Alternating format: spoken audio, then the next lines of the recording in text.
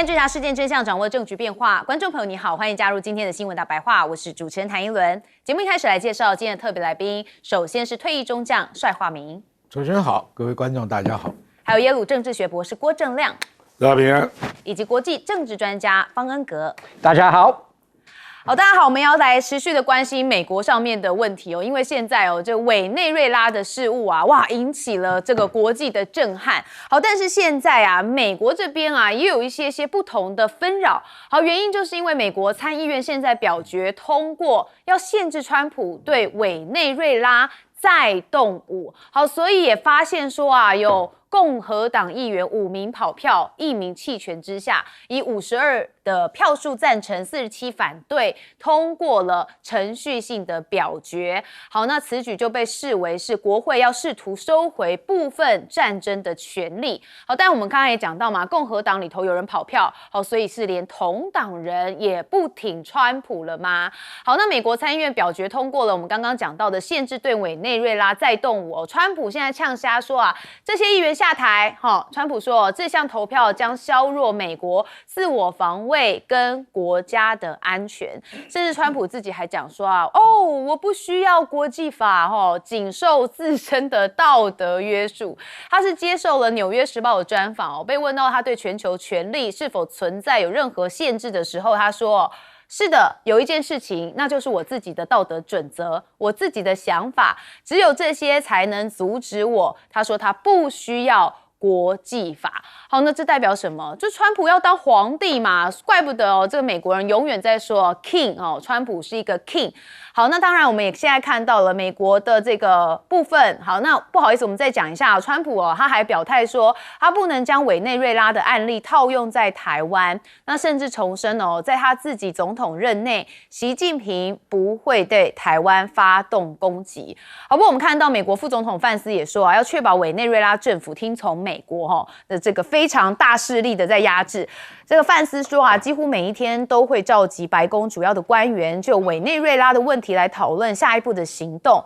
那并照着川普的指示确保委内瑞拉的政府会听从美国的指示，而且做美国需要他们做的事情。好，但委内瑞拉现在是不是也在找靠山呢？我们先看到委内瑞拉在他们国内做了一件事情，也就是宣布释放了大批的囚犯。好，那当我们看到委内瑞拉的国民议会议长豪尔赫，他说释放大批外国人跟委内瑞拉籍的囚犯，那这个举动为了展示的是委方巩固和平的姿态。好，但是呢，这个动作传出说有可能就是美国在后头施压。那根据熟悉美国政府的情况来源的透露说，从这个突袭行动之后，美方的官员积极的协助在委内瑞拉建立一个临时的过渡政府，而且还提出了多项要求，其中就包含这个释放政治犯。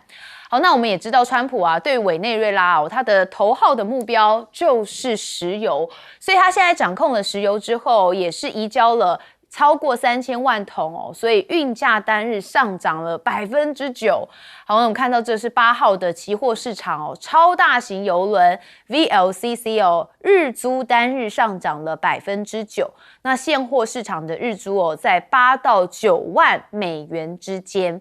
那一旦这个委内瑞拉的石油其实被美国掌控之后，其实有个国家会蛮担心的就是古巴。因为古巴如果没有了委内瑞拉的供应的话，现在专家说有可能他们的经济会瘫痪，而且政府可能会倒台，所以他们说古巴的能源系统恐怕在30天之内就会全面的崩溃。好，那当然一轮也很好奇古巴跟委内瑞拉之间的关系。好，他们是一个生命共同体，那甚至两国的合作的核心景象是被说石油换医生有这样子的交换的这个部分，所以当然对古巴就会造成很大的冲击。好，那委内瑞拉的代总统现在会中国大使，那他则是感谢说中国谴责了美国强行的控制，那马杜罗跟他的妻子侵略委内瑞拉的行径他觉得对美国是表达相当的不满。好，那委内瑞拉的外长则说委内瑞拉将致力于深化对华的经贸合作。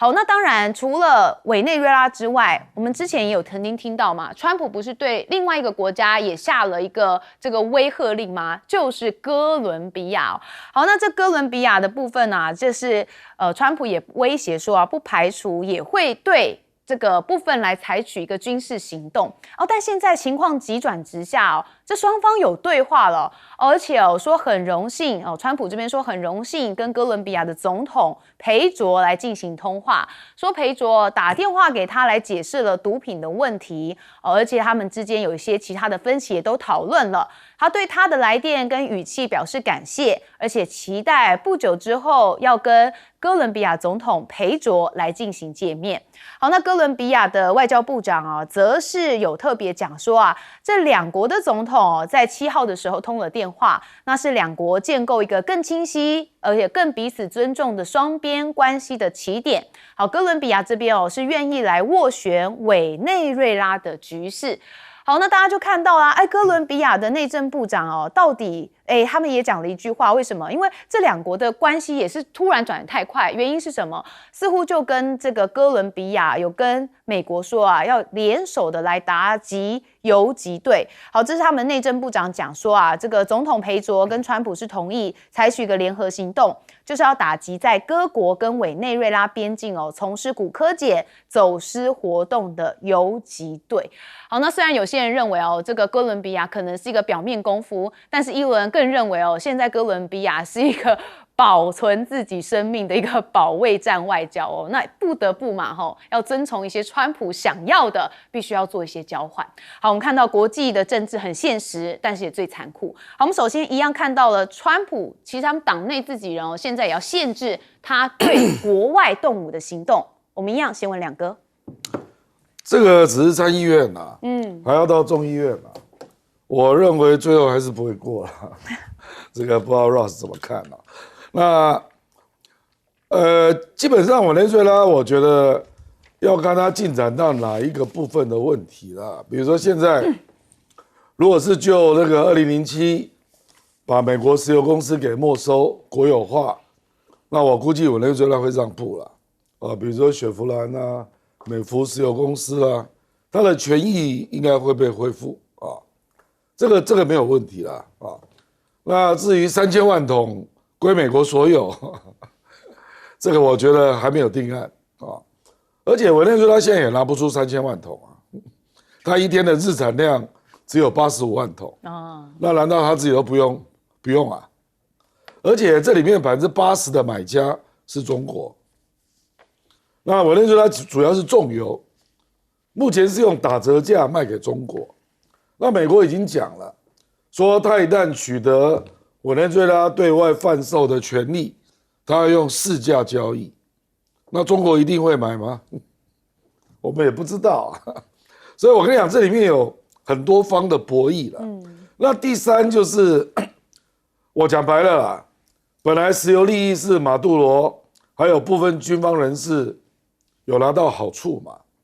好，那现在美国如果掌握对外的贩售权，我估计美国政府不会介入了，可能会交给石油公司来处理那石油公司要不要分利益给军方？这个蛮关键的这个如果没有得到一定的利益我很难想象军方会让这件事情运作得很平顺不要忘了，委内瑞拉到处都是黑枪你没有搞定，很容易被暗杀。那还有第4个，就是在美国压力下释放这个政治犯嘛。那这个当然都是马杜罗的反对派了。可是接下来美国还要这个政府叫过渡政府他说未来你还要再过渡到新的政府，意思就是反对派要进来分享权力你认为保守派会同意吗？我觉得这个变数也蛮大的。对或者是进行改选变数也很多因为这一群人再怎么样，包括这个代总统军方，他们也许跟马杜罗有不一样的利益啦，可是他们是同一群的。他们跟反对派绝对不是同一群因为马杜罗在13年前第一次选举，那次是最准的啦，51比49。所以你就知道委内瑞拉是分裂成2群啊。那以目前的状况，你说保守派要把政权部分权力分给反对党啊，你看那个赖清德现在那个状况，你就知道有多难。对啊，那还有最后一个，美国如果要把石油的利益要拿去相当大一块，委内瑞拉现在的老百姓有60%是活在三餐不继的状况，所以美国一定要解除制裁，让委内瑞拉的经济好转过来。不然我跟你讲，光是穷人抗议啊，你可能就受不了，因为他现在的经济非常不好啊，所以美国什么时候要开始取消制裁，其实也蛮关键的。哇，所以这个情势蛮复杂的哦，这不是短时间之内就能想出来的，不知道川普任内有没有办法完全解决。将军，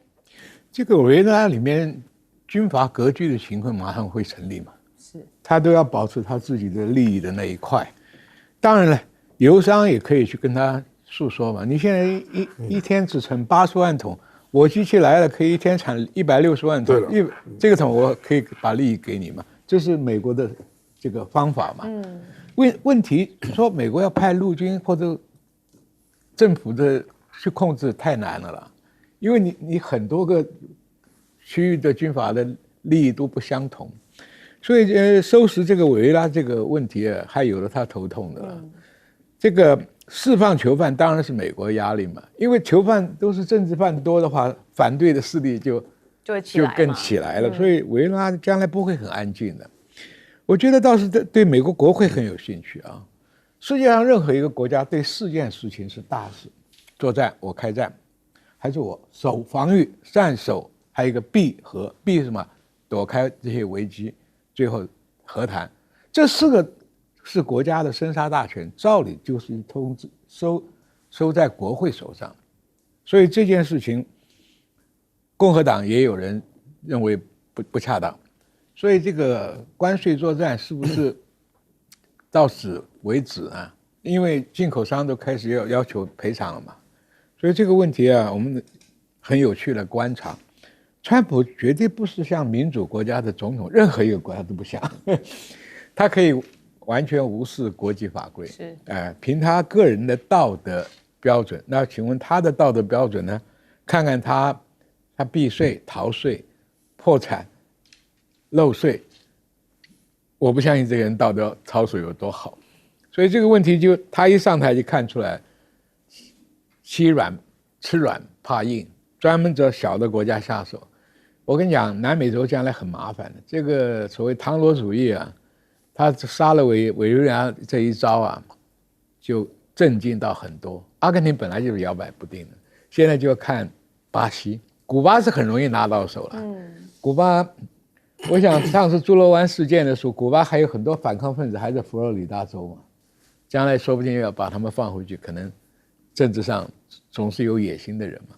所以你看，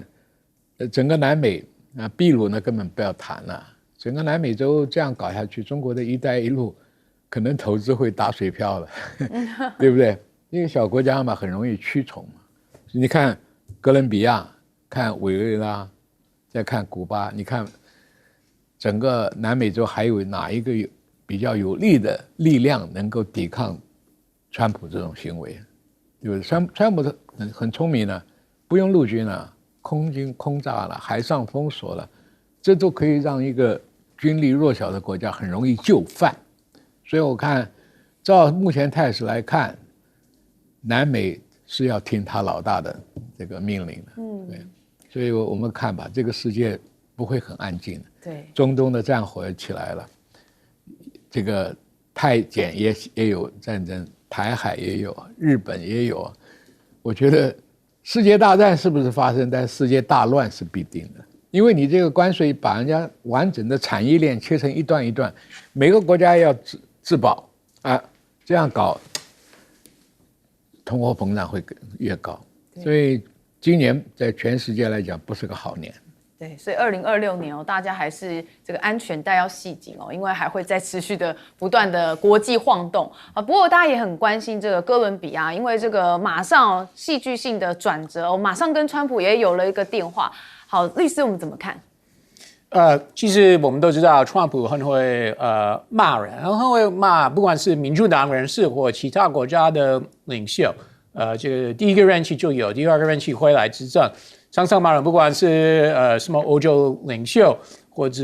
加拿大某几个都有骂过了，不管是在接受媒体访问的时候，或者在 Truth Social 社区媒体的时候。但是通常川普跟这些人通电话或者当场见面的时候，他就比较客气，然后他会说我们都谈得非常非常融洽，不是每一次，但比如说去年2月份 Zelensky 去白宫的时候，也没有那么气氛也没那么好，但是大部分的时候，只要是通电话或见面，那 Trump 就会比较客气，连最近骂过那个现任纽约市市长，一直骂，但是他去白宫的时候 ，Trump 就跟他说都是哈哈高兴，都脸蛮笑容了。所以这次跟哥伦比亚总统通电话，说我们可以合作等等的，比较听起来是没什么大的问题，没有什么沟通障碍，并不意外。但是我补充一下，现在 Trump 我们要记一件事情，不管是针对 Venezuela、Cuba、Colombia 等等。他的 focus 已经开始是放在11月份的其中选举了，所以不管是油价，现在非常担心的是，因为民主党一直说这个 affordability 东西越来越贵了，生活费太贵了，所以 Trump 现在最大的 focus 就是在其中选举，所以其中一个重要的议题就是油价，去加油的时候会不会变贵，会变便宜，所以现在有更多的这个量进入国际市场，那或许会把这个价格会降低了，对，压低了，所以对川普这个是非常非常重要。那另外，他这次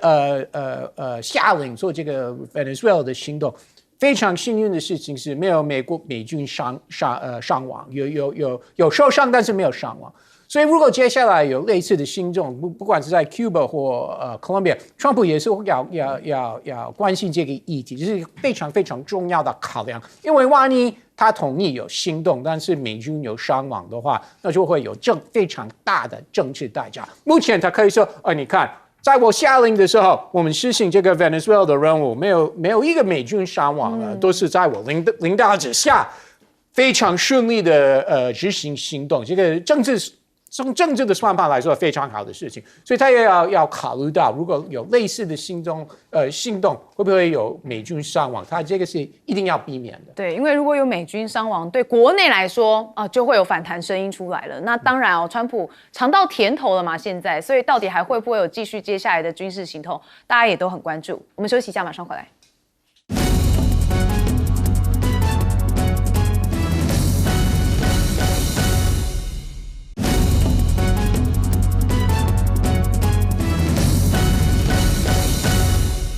好，1月3号，委内瑞拉的总统被美国用军事行动抓走之后，当然川普认为这是一场非常棒的战役啊，所以他接下来锁定的还有其他的目标。就是格陵兰。好，格陵兰目前它有高度的自治权，但是因为它的国防跟外交仍然是由丹麦的宗主国所掌握。好，所以现在川普把眼光放到了格陵兰啊，他说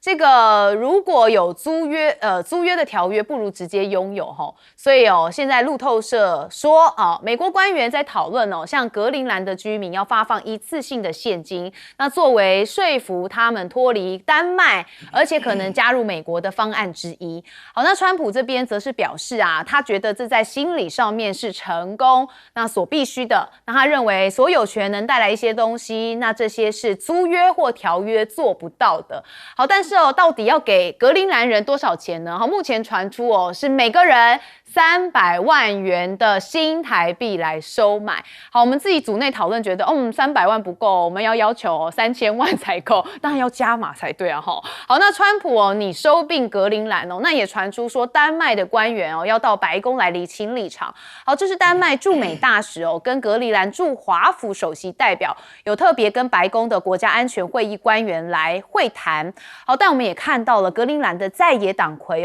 布罗伯格，他说格陵兰因应该在没有丹麦参与的情况之下，跟美国政府来直接对话。好，其实看到这边，一文有一些觉得疑惑，就想说，为什么要跳过丹麦啊？所以去查了一下，那看起来啊，是在野党认为这是100年难得一遇的机会，应该甩开丹麦哦，直接来跟大金主谈条件，那或许也可以借此达成实质独立的一个目标。好，那川普执念的格陵兰啊，纽时也有在质疑必要性。因为他们认为啊，美国在格陵兰本来就有基地跟部署权，那真的需要买下，甚至动用更激进的手段取得格陵兰吗？好，那当然，现在大家分析，川普一定要接管格陵兰的3大主义，一个就是军事跟国家安全，再来很重要的就是北极航道的主权，这样可以牵制中俄嘛。再来就是关键的矿产还有能源资源，稀土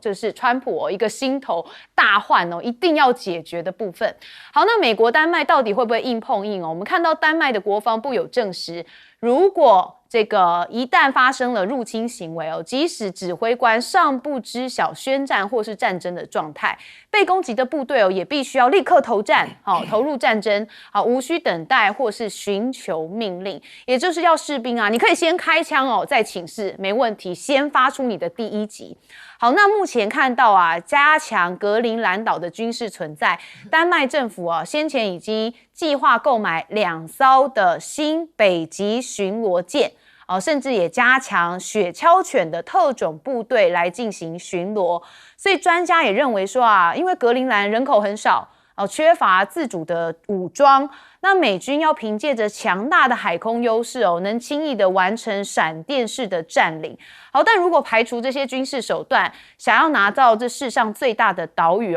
专家认为啦，恐怕还要再等1000年。认为如果不是军事手段的话，恐怕也没这么容易。好，那最近大家都一直在讲川普在推什么唐罗主义嘛，说希望这个军费要增长到1.5兆美元。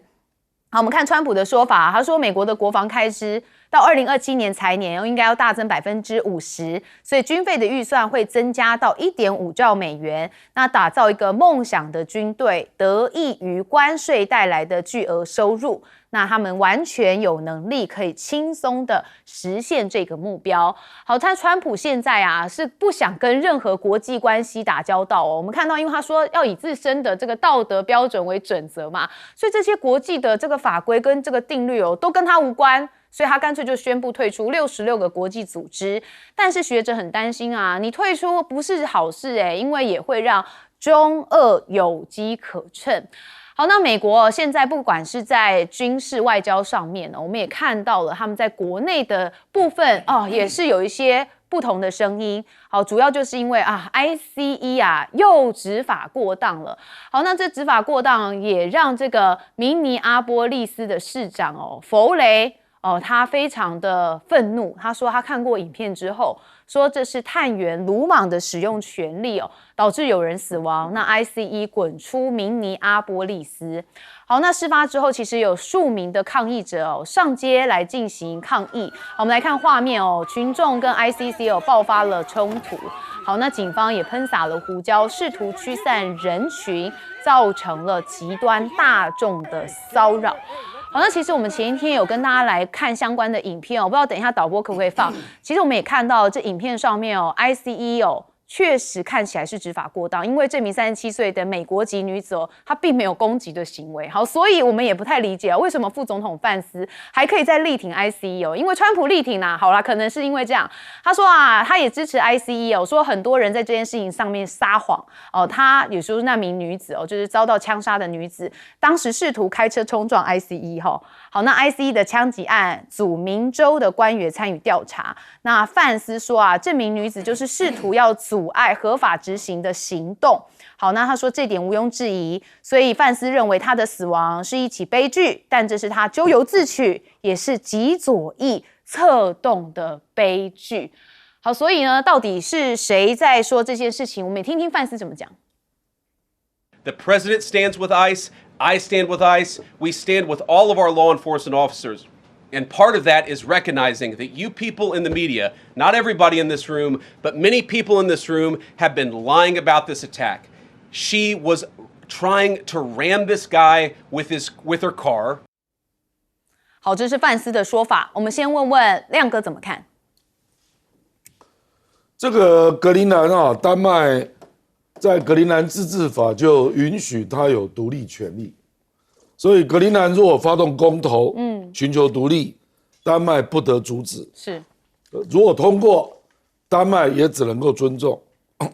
我认为美国的策略应该是策动格陵兰独立，因为它的人口只有56000啊，那有投票的公民只有2万多。那蛮好策动的、啊，本来就是啊，是啊，美国可以承诺给一笔钱，对比我们还好策动、本来就是啊，只有2万多。那是这样啦，丹麦大概负担了格陵兰它的自治预算的一半啊，也没多少钱，才6到7亿美金。那美国要 cover 太容易了，搞不好全部都 cover 啊。那我基本上认为最后美国会成功啊，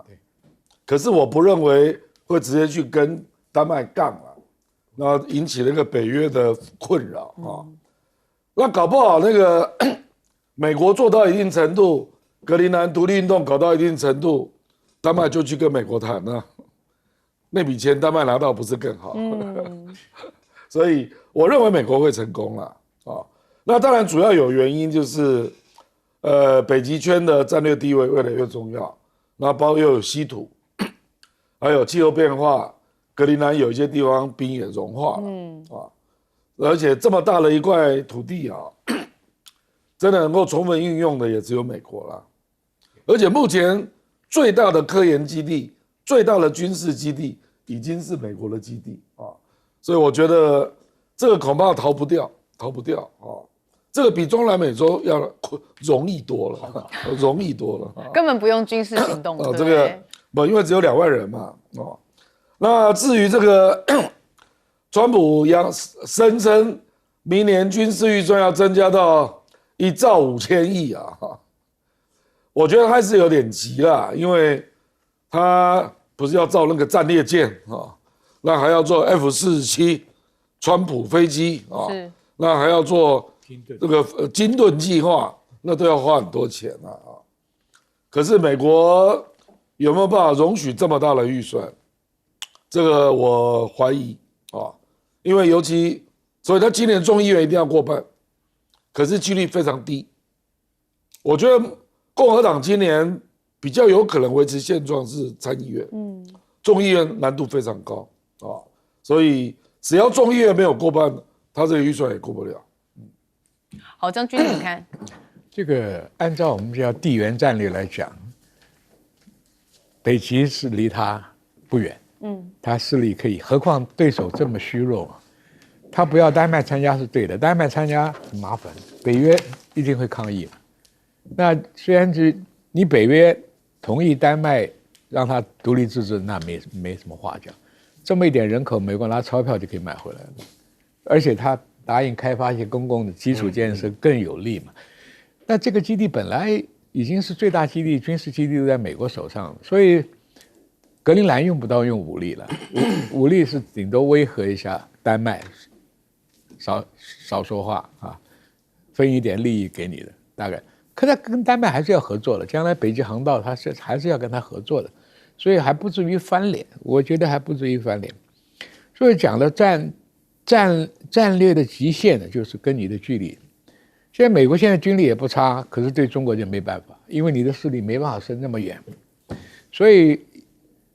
在2战也好，后来的这个几个打伊拉克也好，他都要附近像英国的基地就要支持他。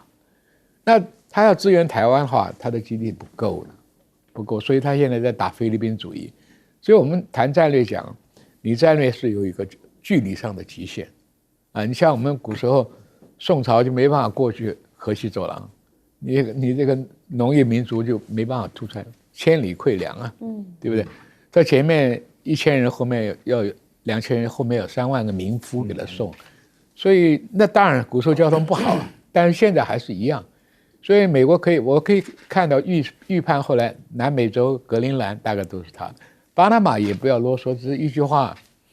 就解决了嘛。就最主要是那个航道的问题嘛，是不是美国船不要钱可以过？对，因为它这个对美国很重要，两个大洋里面的交通窄路就在那个地方，所以我想川普这几样会得手。这个 ICU 啊，老百姓是很讨厌，为什么支持？川普为什么要支持？副总统也支持，这是川普的重大政策。ICU 没有受过完整的警察训练，他执法当然是有问题。因为什么容许他执法这么粗暴呢？因为你要这样才抓到隐藏在每个家每个地方的外籍移民呢，对社会都造成困扰嘛。可是他手报不出段，他也达不成抓到人送回去啊。所以 ICU 是川普的重大政策，他跟副总统必须支持。所以 ICU 还会在各州各地引起很多的麻烦，因为这些人是临时招聘的，没有经过完整的警察训练，所以这是很鲁莽的开枪，就造成民众的反感。这个会造成美国很内乱的问题耶。方律怎么看？格陵兰这个问题，虽然他们可以办公投，但是问题是有这个时程的挑战。如果他们真的要办公投的话，他们现在要跟丹麦谈好，那公投的提案到底是怎么问？是否独立，或者是否有几个选择独立，或者跟丹麦维持现状，或跟丹麦调整我们两国的关系。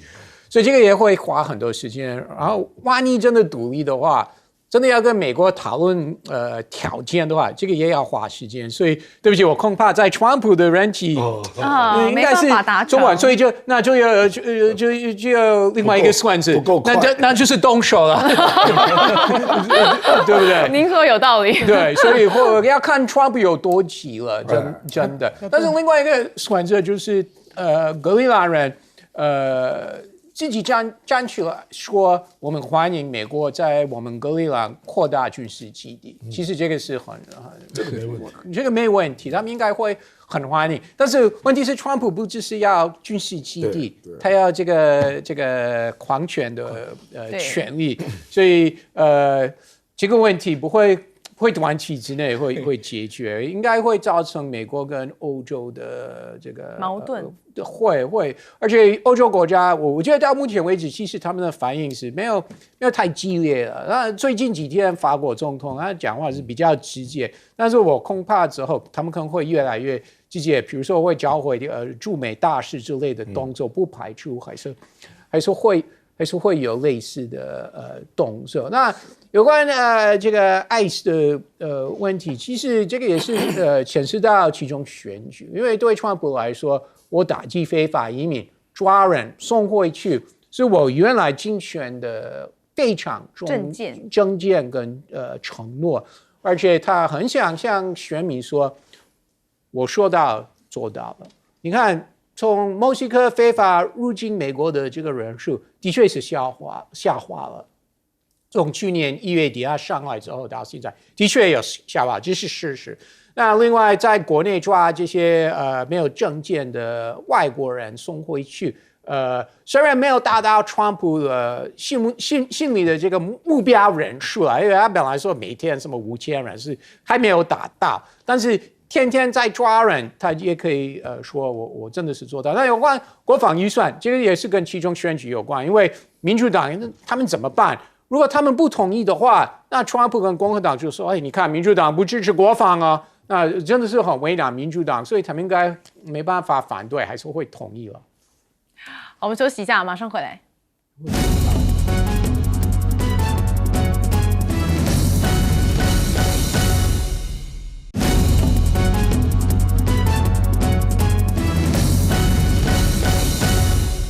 好，我们看回第一岛链这边，因为日本之前的这个涉台言论让中国大陆很不爽，但我们一直看到中国大陆都是用外交的方式在回击。哇，现在出了一个狠招也就是他们驳回了日本两用物项的管制交涉那他说按照既定的步骤要来推进。那这中驻日大使馆就宣布说日本的外务事务这个次官传阅建议就中方加强军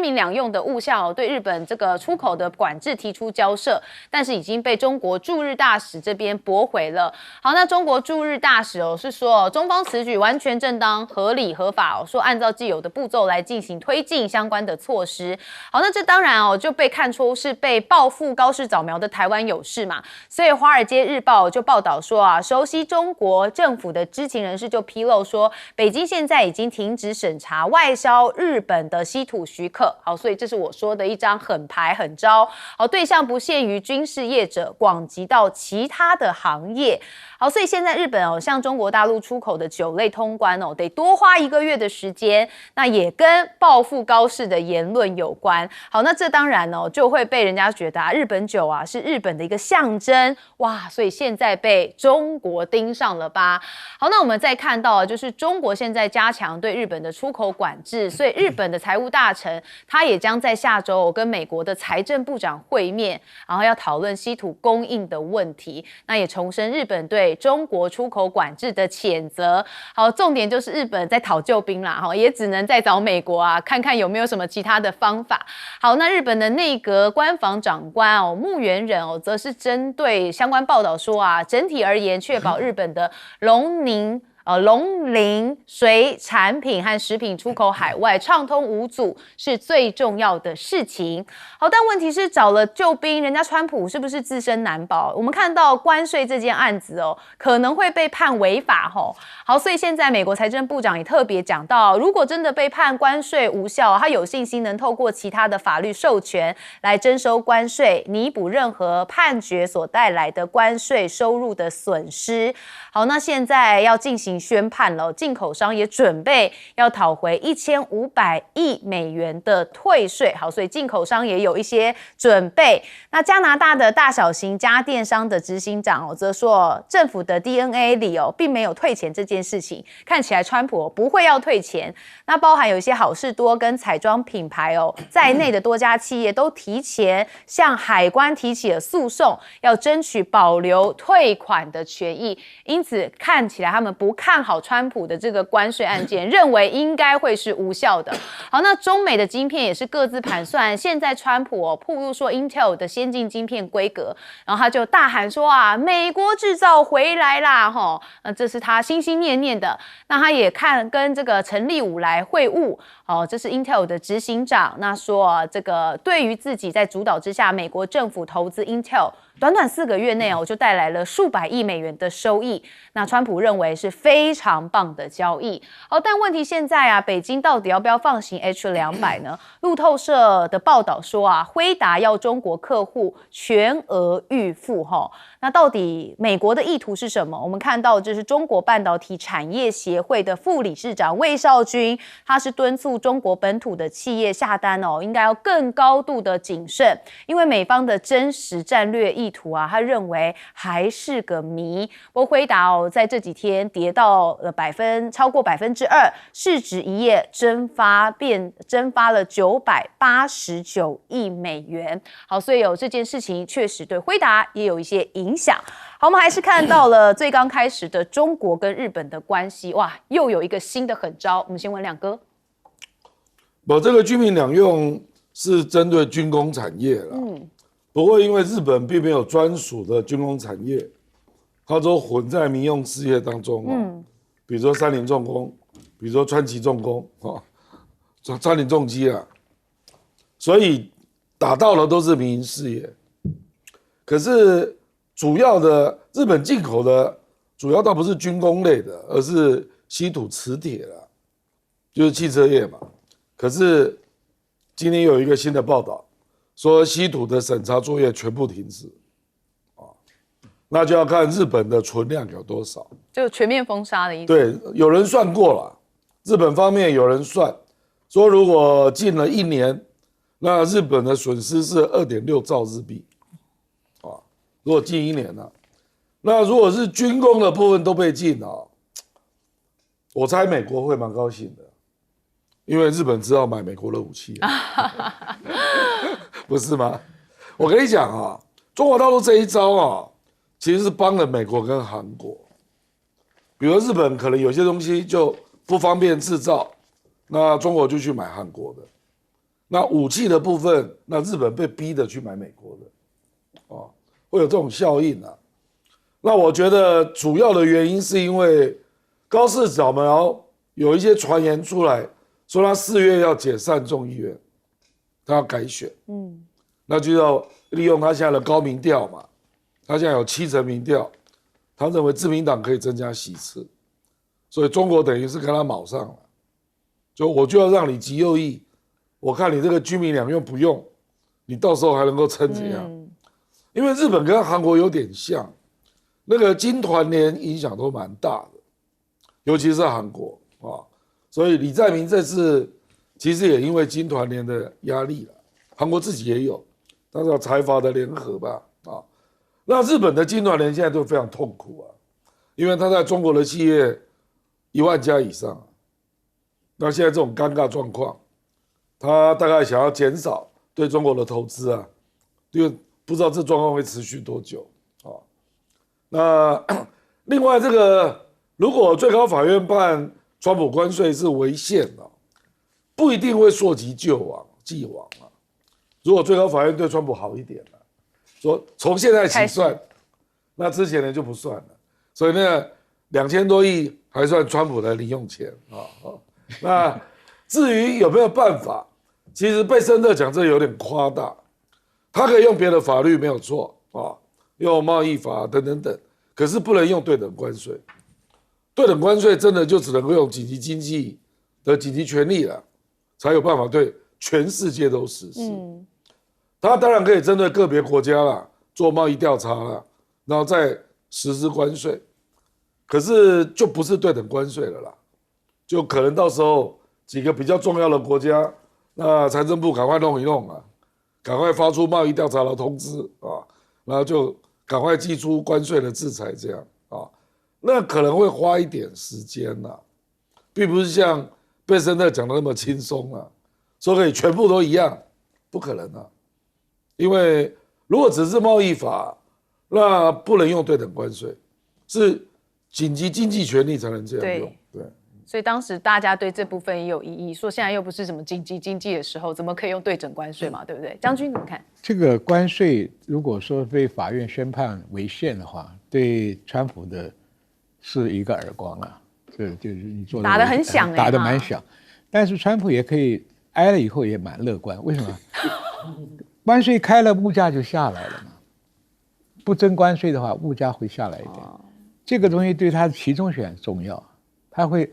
失之桑榆，得之冬雨啊，对不对？所以对他都是刀切豆腐两面光。反正我还有别的方法，301条款什么东西去，虽然不可能做到全面像关税这样，但是他针对他的对手国家，他可能会用。这个日本找美国去谈稀土，那简直是天方夜谭，还要买军火，美国自己的稀土都不够，川普又要加价，要到这个扩大国防预算。他哪里剩下那一点稀土会给你啊？所以这个话是空话，你知道吧？美国现在所有高尖端的武器，没有一样能够离开稀土金属、贵金属的东西，你知道吧？没有这个东西做不出来。所以你美国自己感觉到6代机又落后，军舰很多舰载机都要退伍，你都要做很多现在的超高音速的飞机、飞弹，都需要稀土。所以我讲。听说美国的稀土库存量只能撑6个月吧，这个消息我没有查证，但是问题，你要是美国的当事人，你会把这个稀土匀一点给日本吗？不可能的。你要想卖什么好尖端武器吗？不可能。我告诉你，台湾订了那么多订单，东西拿不到货，可能跟这个也有关系，对不对？对。所以就是我们不要听川普放大招，讲话很狂妄，他做不到了。做不到，这个也是一种商业习惯，先嘘声恐吓，先天价开上，落地还钱。现在就是川普的状况嘛，是很多东西开始在一个一个商量嘛，他能主要目的还是对中国也警觉了，这个辉达这个晶片一来哈，中国的这个半导体很多对那个 AI 的东西就要依赖它。中国大陆说，我忍一忍自己的 CPU 做出来以后，就不会受回答的这个牵制了，因为人都有习惯嘛，养成了你开某种厂牌车，你可能下一辆还是那个车。就这个晶片一到中国大陆霸占了市场，中国大陆呢很发展的很多新兴公司就没有机会。所以我觉得不是那么乐观了。这个辉达也不要太高兴，做了这么多库存品，中国不吸收，没有哪个国家可以吸收。对，所以这也是他要先收钱他还要先收钱。好，方律怎么看？有关关税这个问题，看起来川普还有他的团队，他们真的没有很担心。首先，他们已经说了，有其他的法条可以动用，继续实行高关税的政策。那另外，到时候如果真的最高法院真的是判违宪的话，他们还是会说，我们跟国家已经达成协议，他们愿意付啊，他们愿意继续付这个高关税，所以。这个判决无关，真的是无关。如果日本或南韩、欧盟已经答应美国，我们是政府与政府达成协议，那这个判决是完全是没有任何关联，他介入不了了。对，所以他们真的是没有很担心这件事情，而且已经赚进那么多钱。最高法院判决，万一判决违宪的话，会不会判钱要换给这些厂商？可能性也不大，真的是不大，所以川普真的是没有很担心这件事情。那但是这个晶片出口的问题，其实大部分的时候，国会议员，共和党及国会议员会配合白宫，不会违反川普的意愿。但是还是有少数议题他们是愿意的，比如说他们多数共和党及国会议员认为我们要对，比如说对印度进口俄罗斯石油，我们还是要加强制裁啊。那晶片也是，他们愿意加强限制了，所以这个今年可能国会还是会有相关的动作。所以如果川普最后还是开一个绿灯给辉达出口什么晶片到中国去，国会很有可能会有行动。这个是今年这个算是科技战的一个中美科技战一个关键。对，所以现在这个北京跟中国大陆之间的关系还是持续的很复杂。所以方律你自己怎么看目前第一岛链的局势发展？我觉得台湾要小心哦，真的要小心。我真的觉得台湾要少点说话，多一点动作。多运动，都已经有动作了。比如说投资国防，我是很支持的。天天和什么民主国家也要站在一起，多做少说啦。对，真的，是我们跟乌克兰站在一起，最后谁会理你？到时候不会来协防你，因为你过去说我们跟香港、乌克兰站在一起，但是如果大陆真的动手的话，你过去喊这些口号没有用。是。所以您认为说，中国大陆把这一招稀土的部分做一些管制，对于日本真的有打出他们的痛处吗？一定会啊，一定会。所以刚刚有提到早市高苗，他可能要赶快接上国会，因为他怕以后经济状况可能会越来越糟糕啊。所以最好在他民调很高的话，大家因为中国的批评，大家都比较团结。其实不是因为他们那么爱台湾，是因为大陆批评他们自己国家的领导人，他们就会团结，不是因为他们要什么派兵协防，并不会了，真的，我坦白讲，对，他们是他们是团结，是因为自己国家的元首被骂，被另外一个国家被骂，那当然他们会团结，所以在这个时候选举是可以理解的，所以觉得这个时间是最好对高市早苗来说。不过他本来预期是4月，所以还有一段时间。可是4月这时候川普就要去访问习近平了。Rose 大概建议他2月就改选，马上就可以来。